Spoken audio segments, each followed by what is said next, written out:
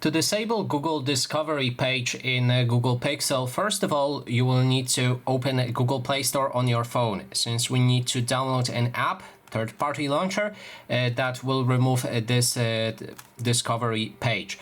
So the launcher is called Nova Launcher. All you have to do is download it from Google Play Store and then open it. Just make sure that you set it as your default launcher for the phone. You can usually do it by opening settings right here, and then in the apps section, go to default apps and select home app and set it to Nova Launcher.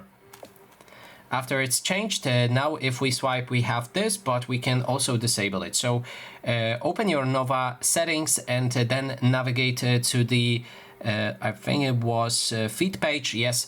And then disable show before first page. And then if we swipe to the left, as you can see, Google Discover is gone. There's nothing popping up. And that is basically everything. Thanks so much for watching.